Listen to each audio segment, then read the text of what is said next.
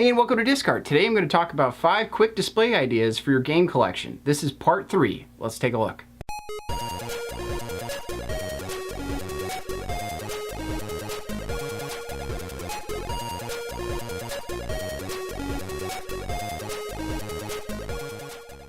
First on the list is display your odds and ends. And by odds and ends, I mean that extra stuff that comes in special editions or collector's editions, or that extra swag you got at a show, or your keychains. A lot of this game-related stuff that just comes in kind of odd shapes and forms, it can really mess up a collection if you kind of just spread it all over the place. But I've got a couple ideas that make it a little bit easier and make it so you can kind of put it into one location. The first idea is using one of these card holders, and these card holders are designed to put your playing cards in so you only can see them.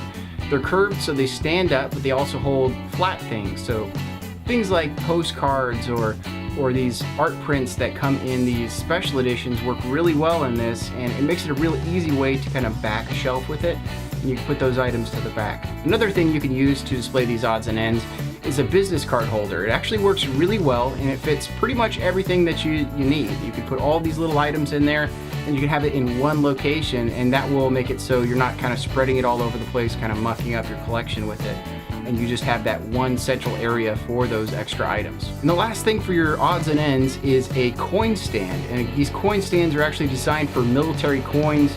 In the military, they hand out coins to people when they do really good things, and in this case we can use coins from special editions or coins from extra things that are game related, and you can put those coins in there and it works great. But it also has a double feature that if you have a thick enough item, it stands it just as well. And it's very minimalist, it doesn't take up too much room, and it really looks great. The second quick idea is just looking to the past to find game stands. They've made game stands for a very long time for, you know, your cartridges and for your CDs and your games, and they're really nice. They made some, you know, with the NES and the SNES, and it's always good to kind of look back to see what they were using back then to kind of store these products, because a lot of them were really good and a lot of them were really ingenuitive, and sometimes they're better than the ones that are out there today. So it's a good idea to kind of look back at those.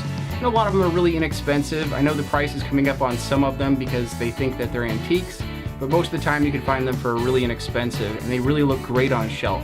Another kind of weird idea is displaying your music. A lot of these special editions and collector's editions actually come with the CD on soundtrack, and they come in these flat kind of thin cardboard containers, and they're just all over the place. You can get them from collector's editions, or you can get them as swag at shows, but they work really well as a display item, and you can either, you know, put them on a small display stand, or you can do something like I did. I put a bunch of them in a frame, and it ended up looking really cool, and I plan on keeping this on my wall for some time. Another music item that you can display is vinyl records. If you do collect the vinyl records that are coming out from companies like I Am 8-Bit, you'll know that they come with these big, beautiful sheaths of art, and they are absolutely beautiful, and it's well worth taking the time to put them in a record frame and sticking them up on the wall. It looks fantastic, and the art alone is worth doing it. One thing that I always do with my collection is I will actually angle items in the collection depending on where I'm entering a room or where I'm in that room the majority of the time.